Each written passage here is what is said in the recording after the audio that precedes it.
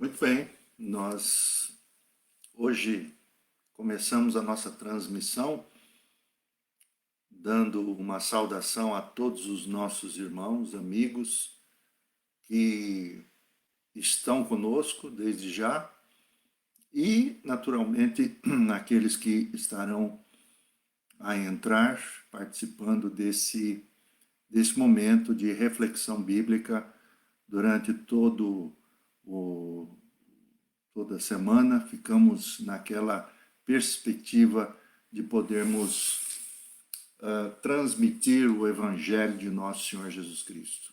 Você que está conosco, nós percebemos aqui um querido irmão chamado Joseildo. Ô Joseildo, quanto tempo! Que Deus abençoe muito a sua vida. Muito bom tê-lo aqui conosco. Nós, neste domingo, estamos a fazer as exposições na primeira carta do apóstolo Pedro.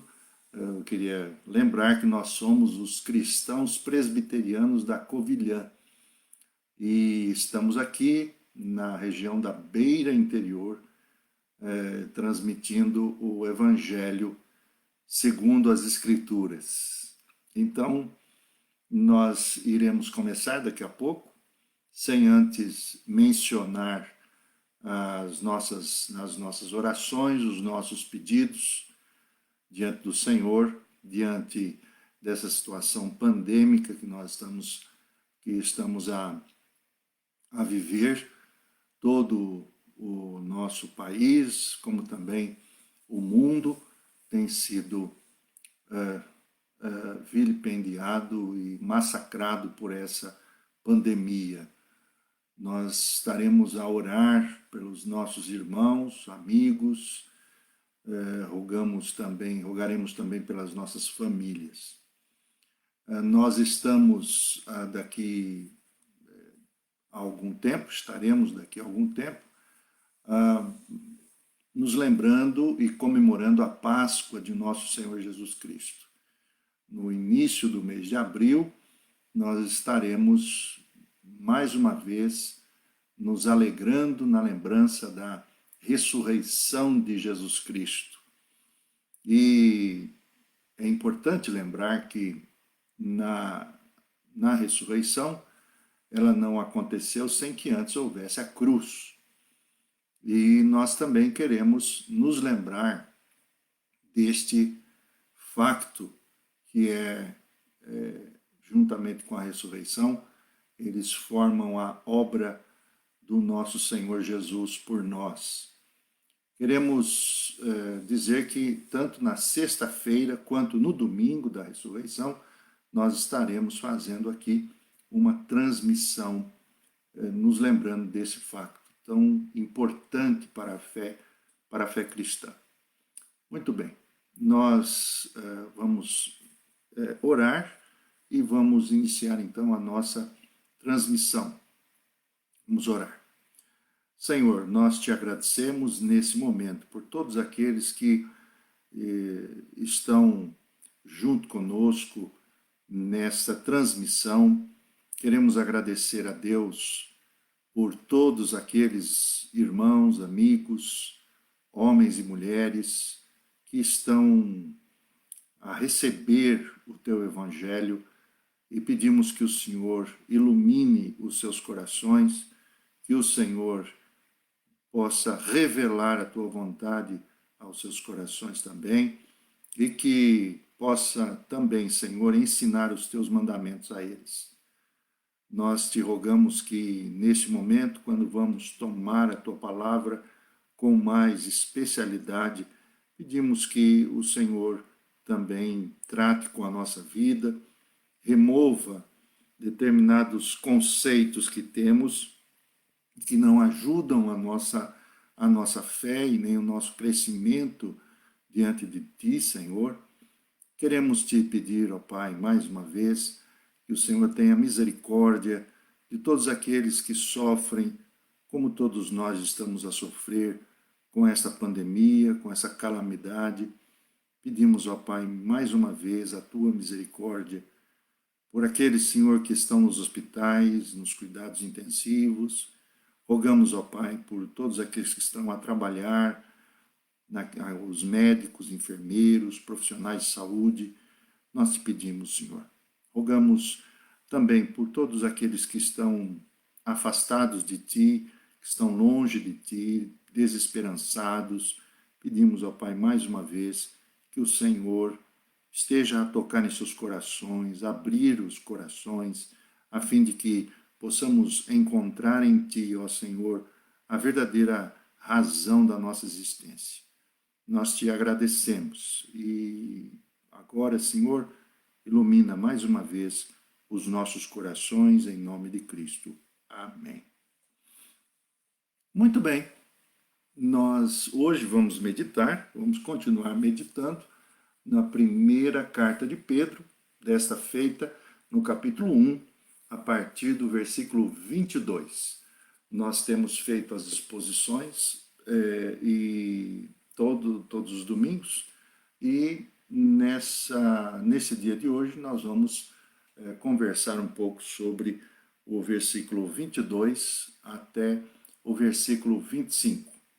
Então, eu quero motivar você a buscar uma Bíblia, se você tem uma Bíblia, seja a Bíblia em papel ou no telemóvel.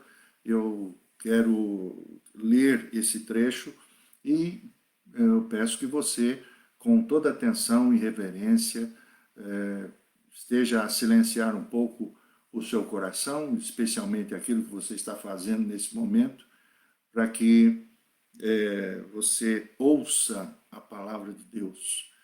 E oxalá que o Espírito Santo esteja a iluminar o seu coração. Nós vamos ler então. Já que purificastes as vossas almas pela obediência à verdade, que leva a um sincero amor fraternal, amai-vos intensamente uns aos outros do fundo do coração. Como quem nasceu de novo, não de uma semente corruptível, mas de um germe incorruptível, a saber, por meio da palavra de Deus, viva e perene.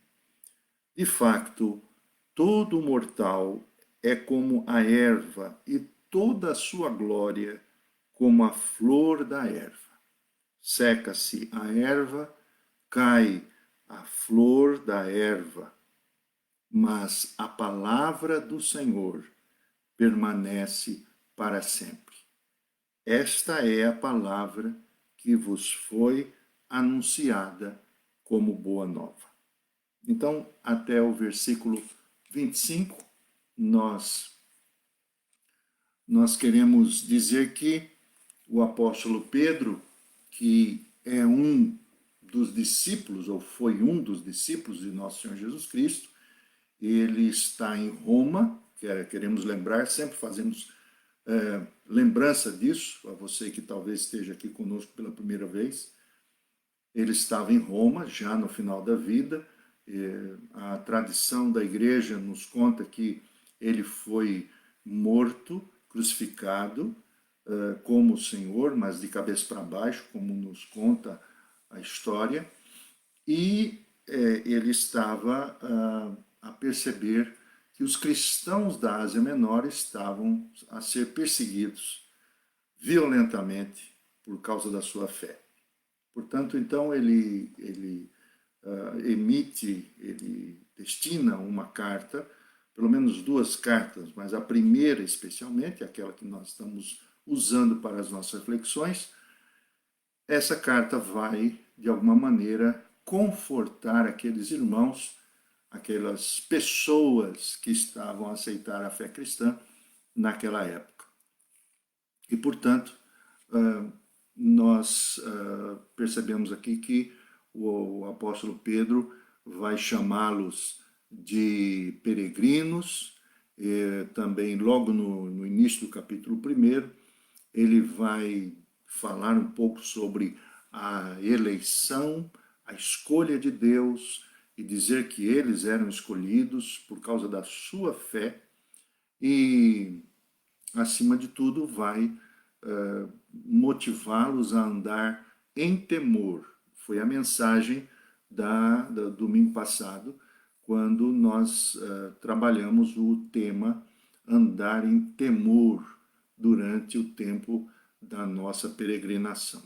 Hoje nós vamos nos basear especificamente na relação entre santificação e a evangelização. É justamente o que ele nos diz, o apóstolo Pedro, no final desse trecho que nós lemos, no versículo 25. Se você perceber, diz assim, vou ler novamente: mas a palavra do Senhor permanece para sempre. Esta é a palavra que vos foi anunciada ou evangelizada como boa nova. Muito bem, vamos em primeiro lugar, antes de entrar no texto especificamente, vamos em primeiro lugar definir o que é evangelização, porque Pedro está a dizer para aqueles cristãos que a mensagem que eles receberam foi uma mensagem a respeito do evangelho. E a palavra anunciada é a mesma palavra que significa evangelizada, a mensagem evangelizada. A palavra evangelização significa, então, anunciar as boas notícias. É a proclamação acerca das boas novas, a boa mensagem vindo da parte de Deus aos homens. Essa palavra ela está ligada a uma mensagem que historicamente nos fala que os arautos, aqueles que se adiantavam à frente da passagem do imperador ou do rei sobre uma determinada vila ou uma determinada aldeia, este arauto, essa pessoa que anunciava, ele trazia as boas novas do rei.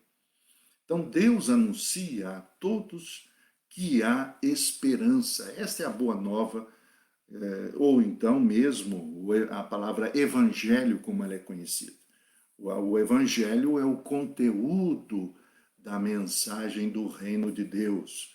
Ele anuncia, então, esta mensagem de esperança através da pessoa do seu Filho Jesus Cristo.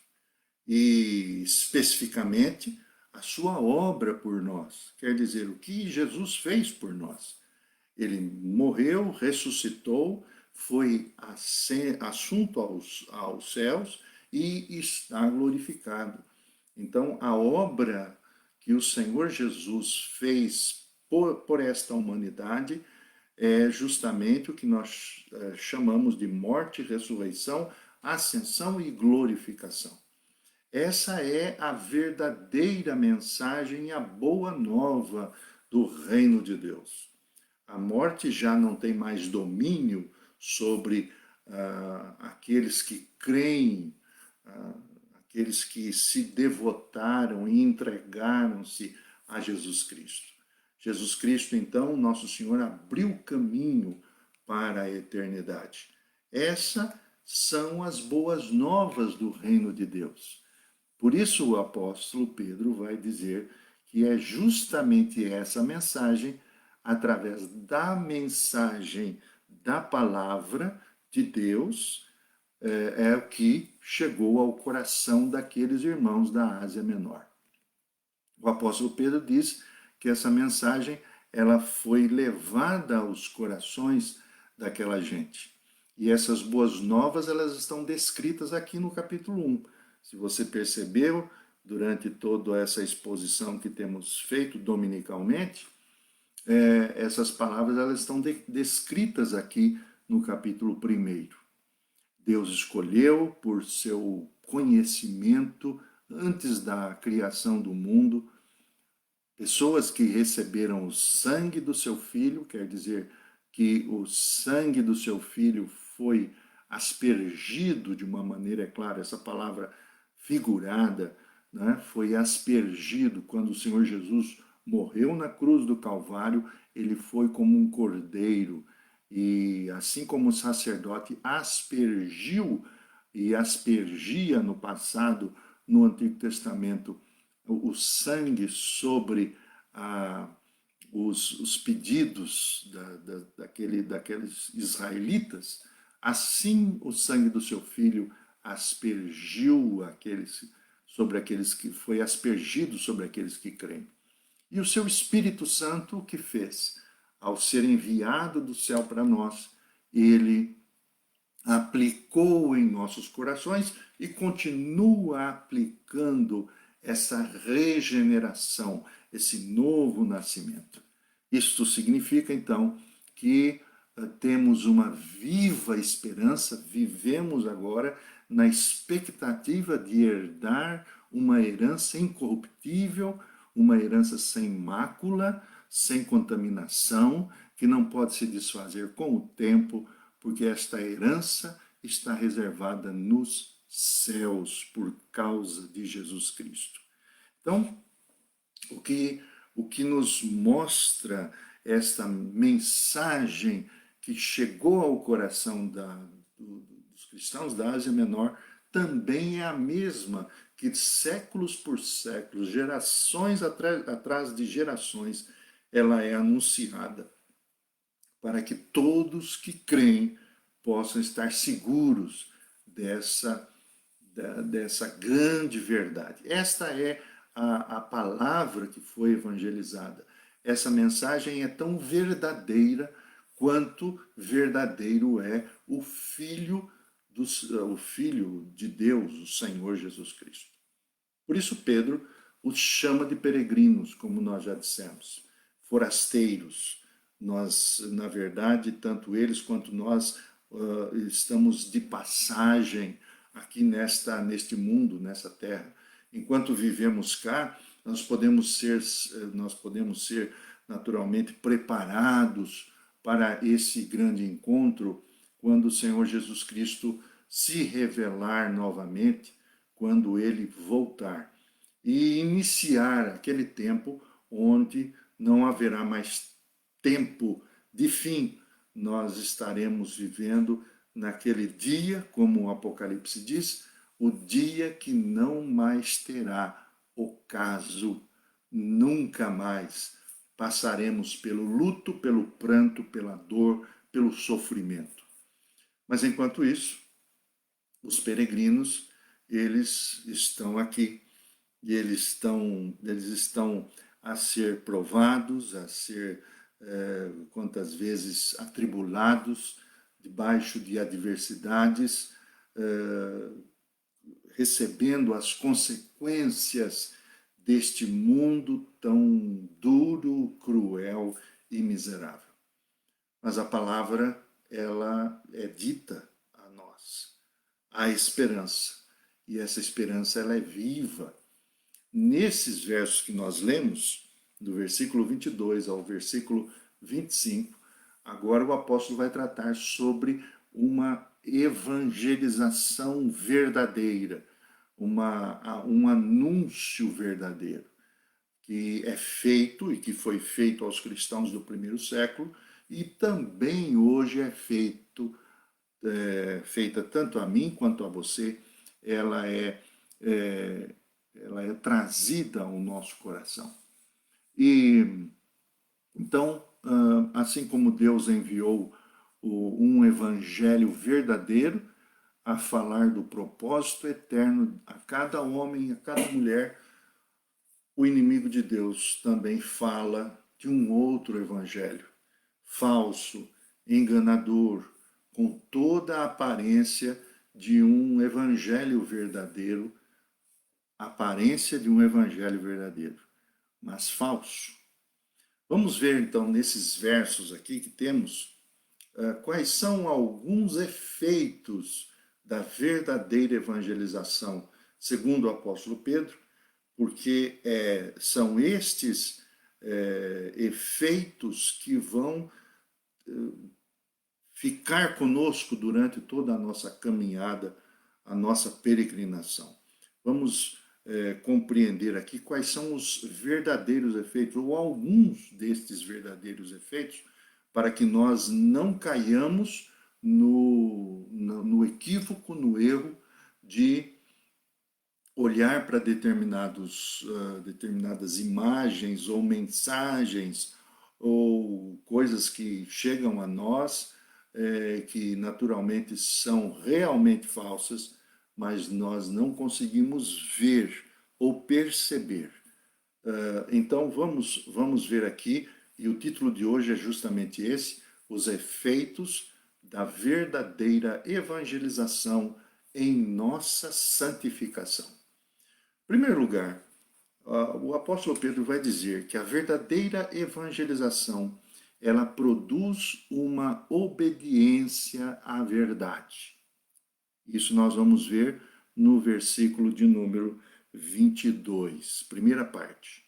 Depois, então, o apóstolo Pedro vai dizer que a verdadeira evangelização, ela vai produzir amor fraternal. E é o que está registrado aqui no versículo 22, segunda parte do versículo 22. Do versículo 23 ao versículo 25, a maior parte, ele vai falar para nós que a verdadeira evangelização, ela revela a semente verdadeira da regeneração. Então vamos lá, vamos ao primeiro ponto. É tão importante sabermos o que essa evangelização produz na vida de alguém que recebe esse anúncio das boas novas. Então, por quê? Porque hoje nós temos uma enormidade de evangelhos, de anúncios, não é? De mensagens a rondar a nossa vida. Basta que você abra a sua internet, as redes sociais, que você ouça alguma mensagem pela televisão ou pelo rádio. Nós ouvimos muitas coisas, mas um dos efeitos fundamentais que a verdadeira evangelização, essa que o apóstolo Pedro está a dizer, ela produz na vida de alguém, é obediência à verdade. Perceba o que ele diz, versículo de número 22, ele diz assim: já que purificastes as vossas almas pela obediência à verdade, que leva a um sincero amor fraternal. Deve ficar claro, então, aqui o propósito pelo qual nosso Senhor Jesus veio até nós, para cumprir por nós o que nem Adão e nem nós fomos capazes de fazer diante de Deus. O que somos incapazes de fazer? Eu vou responder para você: obedecer. Devemos lembrar que o livro de Gênesis nos fala que Deus fez um pacto com o homem, com o ser humano, a fim de que ele obedecesse a Deus com o propósito de conduzir o ser humano e toda a sua descendência à eternidade. O homem era imortal, mas ainda não era eterno. O que se passou então? A história conta, e Gênesis está lá. Volte-se, por exemplo, para Gênesis capítulo 3. O ser humano desobedeceu. O ser humano buscou fazer a sua própria vontade, rompeu aquele pacto que Deus havia feito com ele. E rompeu também toda a possibilidade de continuar um relacionamento profundo, verdadeiro, intenso, espiritual com o Criador. O homem pecou e por isso ele foi desterrado da presença de Deus. Perdeu a sua santidade, a sua moral, a sua liberdade, ficou sujeito à maldição eterna, à condição sem a presença gloriosa de Deus. Por isso, então, Deus, que amou o mundo de uma maneira que não podemos medir, como diz João, o Evangelho de João, capítulo 3, versículo 16, que nós não podemos medir este amor, ele enviou seu Filho para que toda pessoa que cresce nele não perecesse eternamente, mas tivesse vida eterna, aquela que foi perdida com Adão no início de todas as coisas. O que fez Jesus Cristo, seu Filho? Ele obedeceu por mim e obedeceu por você.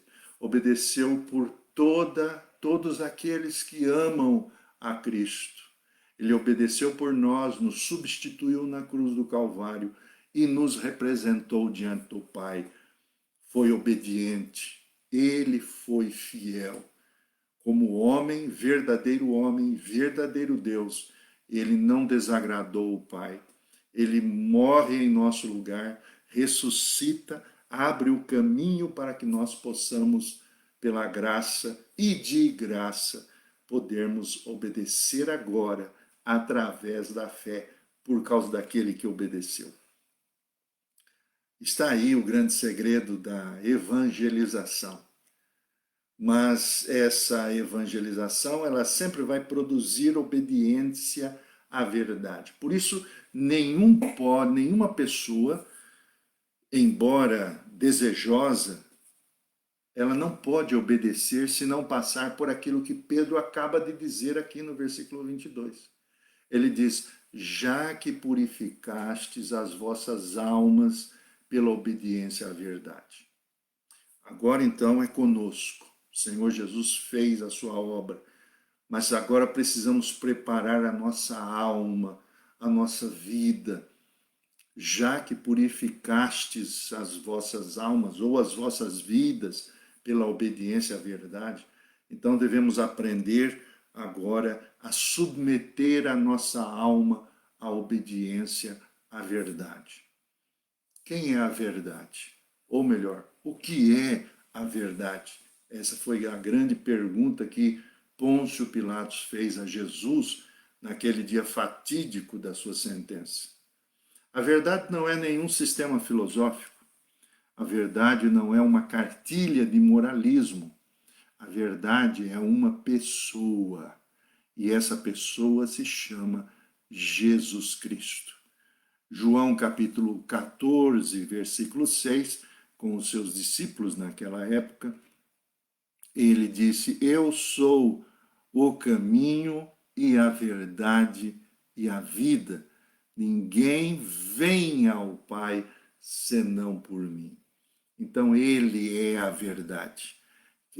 Então, como é que nós entendemos e temos a concepção de sermos puros de alma? Veja se você está a obedecer Jesus Cristo. Quais são os mandamentos que Jesus nos deu para que nós pudéssemos obedecer?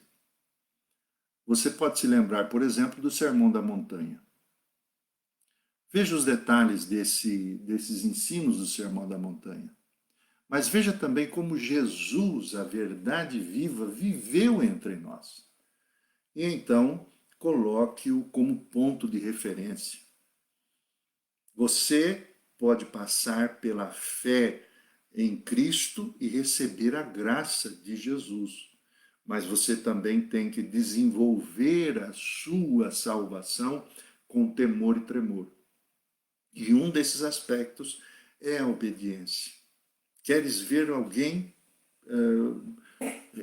que está a viver perto de Jesus? Veja o nível de obediência que ele possui. Não é fácil obedecer. Os que obedecem só o fazem porque passam por essa purificação da alma. As suas almas, elas precisam ser trabalhadas, tratadas. Embora que no céu você é visto assim, mas aqui você ainda está no processo de santificação. Nós nos lembramos, por exemplo, das palavras do Senhor Jesus, que ele nos diz assim: bem-aventurados os limpos de coração, porque verão a Deus.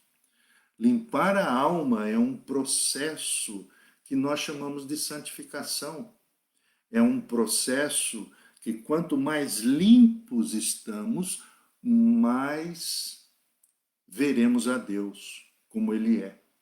E para que isso possa ocorrer nessa caminhada, nessa vida espiritual, quanto mais nós percebemos os nossos pecados, mais perto de Deus acabamos por ficar.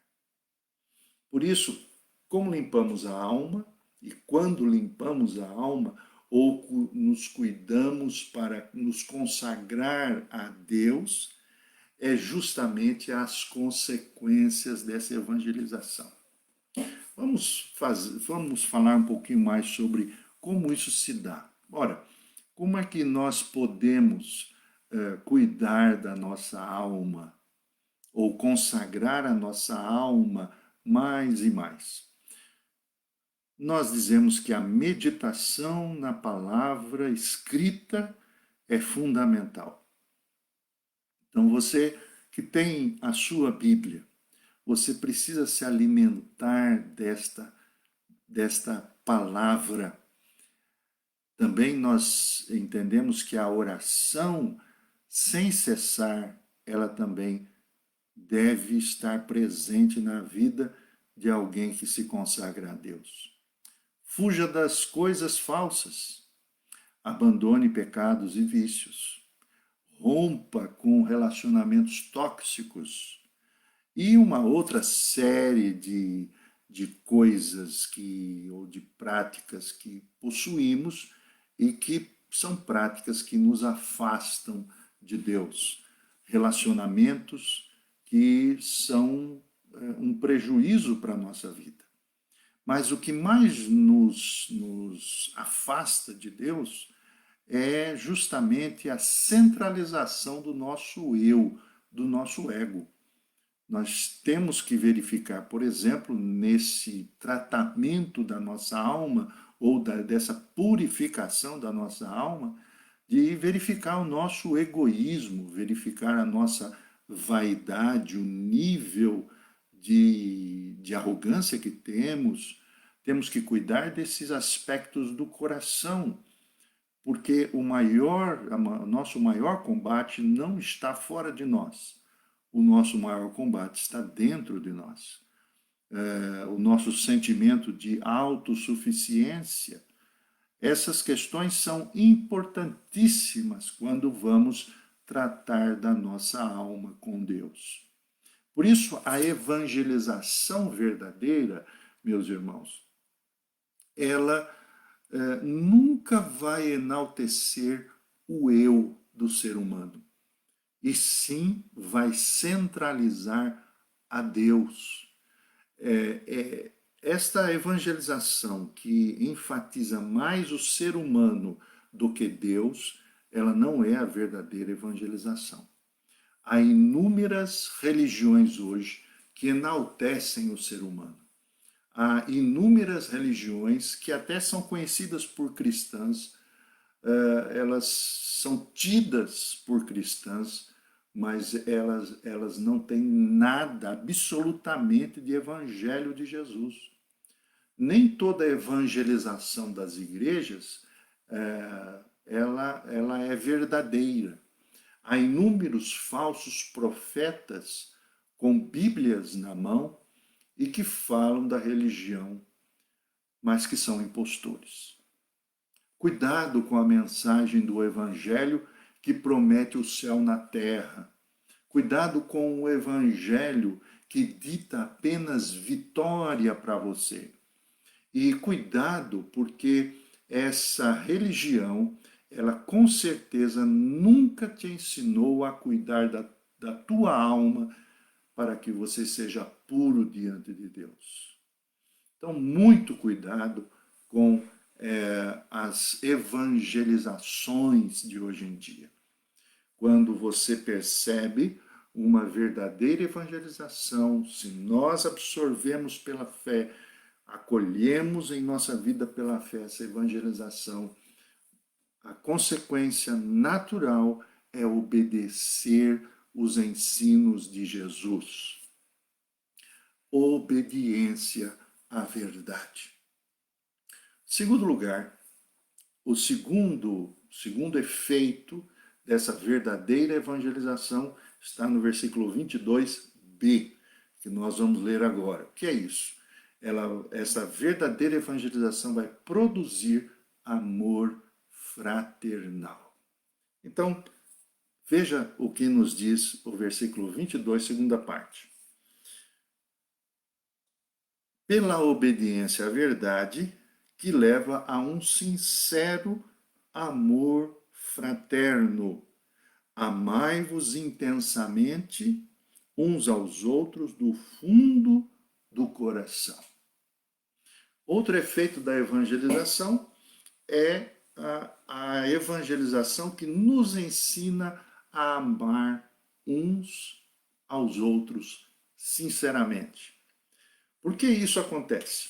Porque o evangelho é aquele que ensina a amar a Deus sobre todas as coisas e ao próximo como a nós mesmos. É isso que o Senhor Jesus ensinou àquele doutor da lei que foi procurá-lo e perguntou qual era o grande mandamento dos 10 mandamentos. E o Senhor Jesus, então, volta-se para o Antigo Testamento, lança a mão de 2 versículos, um em Deuteronômio e outro em Levítico, para dizer a respeito dos 2 grandes mandamentos. Amarás ao Senhor teu Deus de todo o teu coração, de toda a tua força, de todo o teu entendimento. Está em Deuteronômio. Em Levítico, o Senhor Jesus vai dizer. E o segundo, igualmente ao primeiro, é amarás ao teu próximo como a ti mesmo. Ora, nós devemos ficar muito convencidos de que os efeitos da verdadeira evangelização é amar. Amar não é saber em primeiro lugar. Não é conhecer em primeiro lugar, a não ser que se conheça o verdadeiro Jesus Cristo. Mas o efeito é amar. Evangelização, então, meus queridos irmãos, não é um programa de uma igreja ou de uma instituição. Não envolve, por exemplo, o tema anual de uma associação. Evangelizar, por exemplo, não é convidar as pessoas para entrar para a sua igreja ou se amoldar a um tipo de mecanismo religioso. Evangelizar não é fazer propaganda de Jesus Cristo. Evangelizar não é trabalhar para conquistar adeptos, como em até mesmo um time ou uma equipa de futebol. Não é vender literatura à porta das casas. Evangelização é mostrar, sim, como Jesus Cristo viveu entre nós. E o que mais fez Jesus Cristo? Ele amou. Ele amou e ensinou a amar pessoas. Por quê? 1 João, capítulo 4, versículo 8, nos diz: porque a essência de Deus é amor. Então, uma verdadeira evangelização produzirá em nós, consequentemente, o desejo de amar. Não é gostar. Amar não é apreciar. Amar é uma decisão que nos chama a uma ação. O Senhor Jesus admoestou os seus discípulos, certa feita, principalmente, agora me lembro, de João 13:35, que está registrado no Evangelho de João, capítulo 13:35, naquela quinta-feira, quando estava a cear com os seus discípulos, a preparar a Páscoa dos judeus, e logo depois ele ia ser traído e ser sentenciado, naquela sexta-feira, ele disse para os seus discípulos: nisto todos conhecerão que sois meus discípulos, se vos amardes uns aos outros. Então, isso significa que a verdadeira evangelização que nós recebemos, ela vai nos impactar tanto que vai nos levar a amar. E este amor, que é uma ação, não é sentimentalismo, este amor significa que ele vai chocar as pessoas que nunca sequer ainda receberam o Evangelho de Jesus Cristo. Porque o ser humano, ele é impactado com essa verdade, com essa ação do amor. Porque o ser humano, ele não sabe amar. O ser humano sem Cristo, ele não sabe o que é amor. O ser humano, por natureza, ele é egoísta. O que compõe, então, o ato de amar? O ato de amar vem de duas palavras, renúncia e doação. Por isso que não é fácil amar como o Senhor Jesus ama, ou como Deus ama. Por isso que nós precisamos da presença do Espírito Santo a fim de que nós possamos aprender a amar. E quando nós estamos a dizer isso, estamos a dizer que precisamos aprender a renunciar o nosso eu e nos doar aos outros ou às pessoas. Isso não é fácil. Só é possível amar, então, se recebermos uma verdadeira semente, uma verdadeira semente do Evangelho de Jesus Cristo. Amar sinceramente uns aos outros, do fundo do coração, como Pedro diz, não é romantismo, não é ficar postando mensagens sobre amor o tempo todo nas redes sociais. Amar não é uma história de fantasia contada pelos contos de fadas. Amar é colocar a sua própria vida em jogo. Amar é apostar que o que Deus fez por nós valeu a pena. É justamente se contrapor ao sistema de valores que domina a nossa sociedade. Amar é andar na contramão da história. Me lembro muito bem das palavras do tão famoso Francisco de Assis. Na sua oração, que hoje, geração após geração, é conhecida, e eu quero lembrá-la para você no sentido do que seja de fato amar. Ele diz assim na sua oração: Senhor, fazei-me um instrumento da vossa paz. Onde houver ódio, que eu leve o amor. Onde houver ofensa, que eu leve o perdão. Onde houver discórdia, que eu leve a união. Onde houver dúvida, que eu leve a fé. Onde houver erro, que eu leve a verdade. Onde houver desespero, que eu leve a esperança. Onde houver tristeza, que eu leve a alegria. Onde houver trevas, que eu leve a luz. E ele continua a dizer: ó Mestre, faze que eu procure mais consolar que ser consolado, compreender que ser compreendido, amar que ser amado, pois é dando que se recebe, é perdoando que se é perdoado, e é morrendo que se vive para a vida eterna. Queres saber se sabes amar? Volte a essa oração.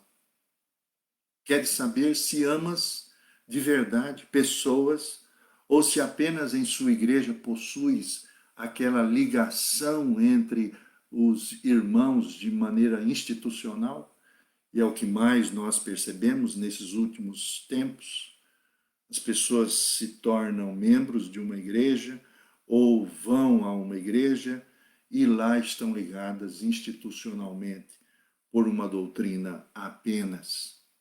Há muitas pessoas que em suas igrejas estão ligadas umas às outras porque desejam ter primazia. É verdade. Desejam respeito pelos outros, desejam ser vistos, ovacionados, aplaudidos. Há muitas pessoas que fazem parte de uma igreja porque vão para ouvir um bom sermão. Não estão lá para se disporem a amar os outros ardentemente, como Cristo amou e como Pedro está aqui a nos ensinar. Há outros que estão lá porque entendem que a igreja é apenas uma profissão, um meio de vida, como inúmeros pastores, líderes de igrejas, padres, estão ali por causa de uma profissão.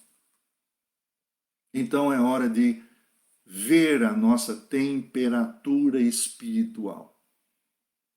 É hora de você medir a sua temperatura espiritual, medir a temperatura espiritual da sua comunidade.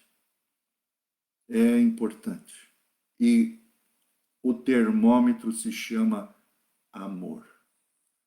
Veja o quanto está disposto a dar a sua vida pelo semelhante, pelo que você chama de irmão. Muito bem, chegamos no terceiro ponto dessa mensagem, que é justamente a verdadeira evangelização. Ela revela a semente da regeneração. É isso que ele nos diz, o apóstolo Pedro nos diz aqui no versículo de número 23 até o versículo 25. Ele diz assim: como quem nasceu de novo, não de uma semente corruptível, mas de um germe incorruptível, a saber, por meio da palavra de Deus, viva e permanente.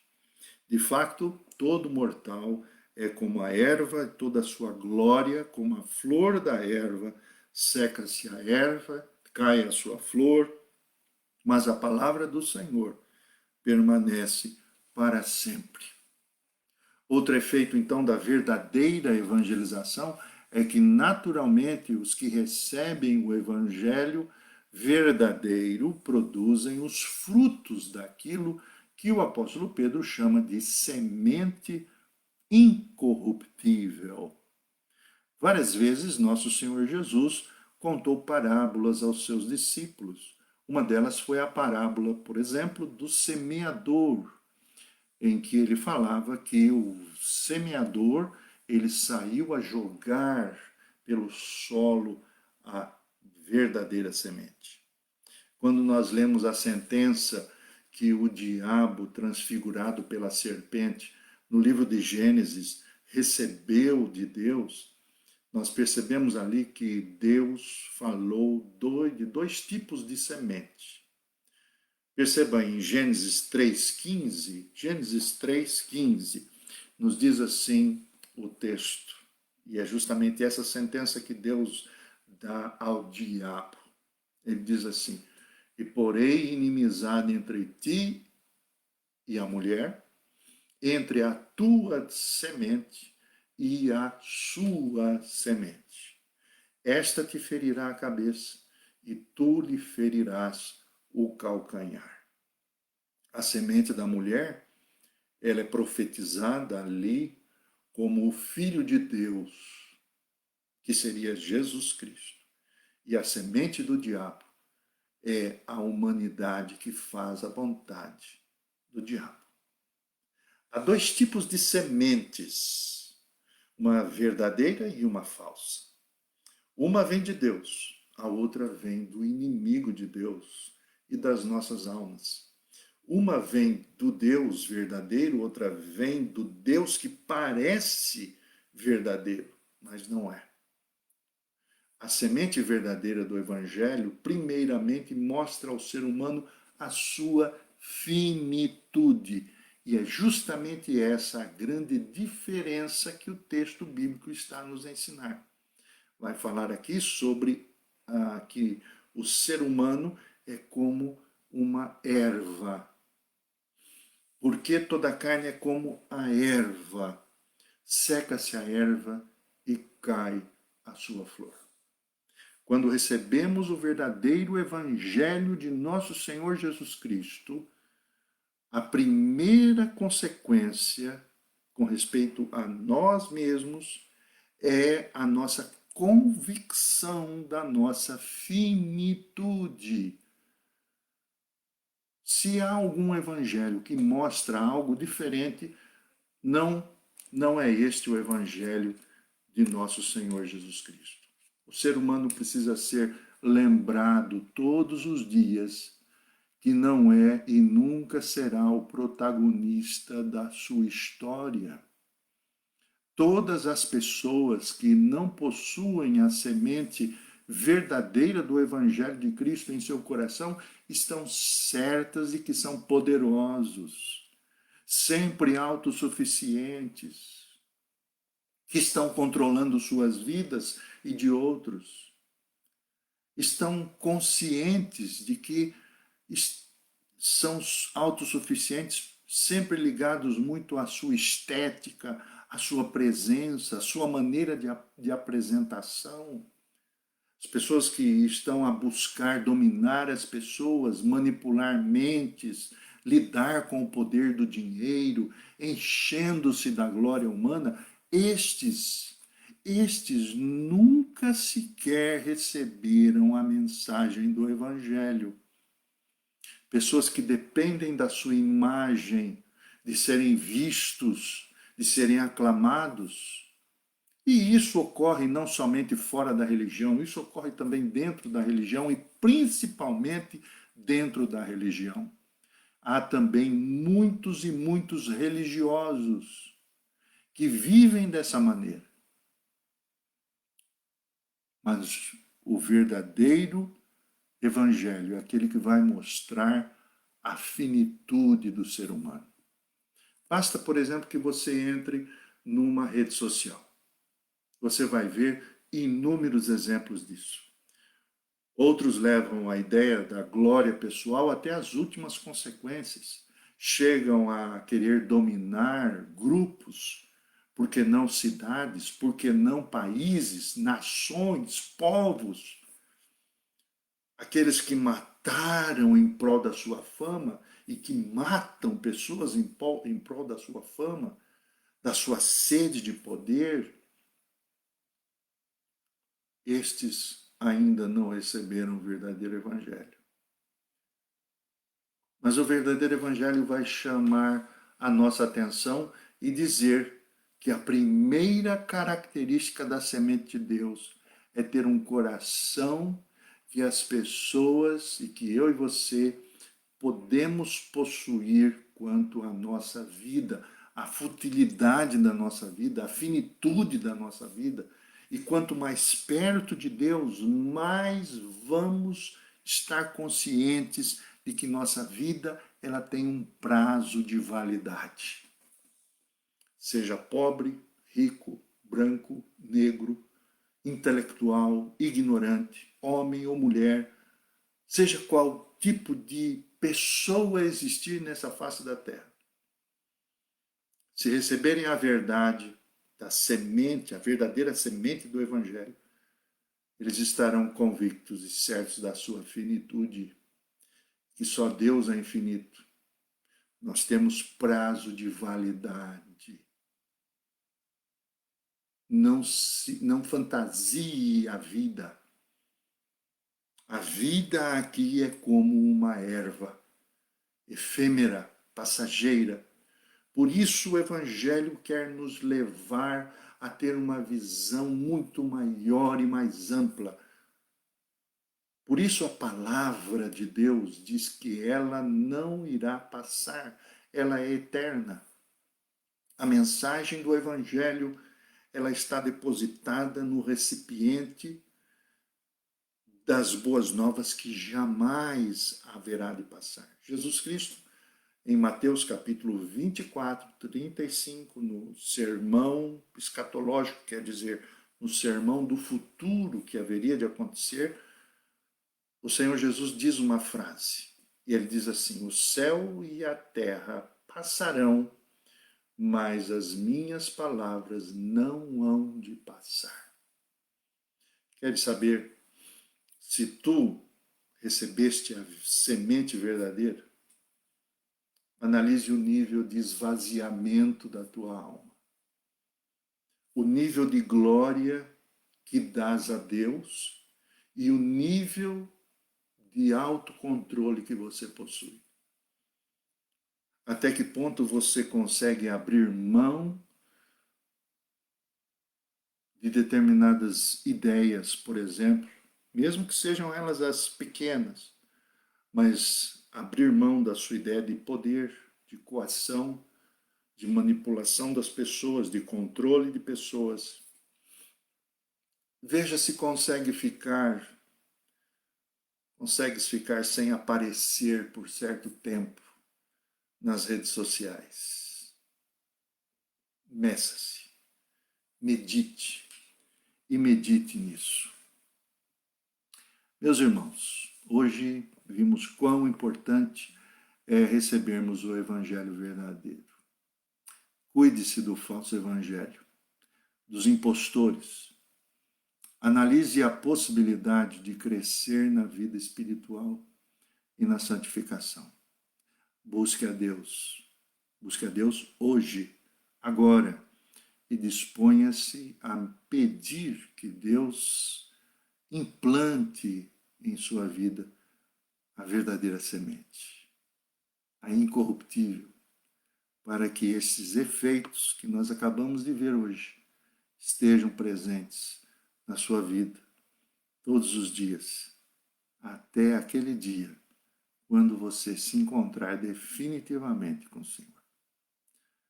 Nossa gratidão por estarmos aqui mais uma vez e no nosso desejo é que Deus abençoe muito a sua vida. Que a palavra de Deus faça realmente uma grande diferença no seu coração. Esteja pronto a dizer: Senhor, eis-me aqui. Deus te abençoe. Nós nos veremos domingo que vem, se Deus quiser. Você também pode nos conhecer pela página do Facebook, Cristãos Presbiterianos da Covilhã. Pode também nos conhecer pelo Instagram e também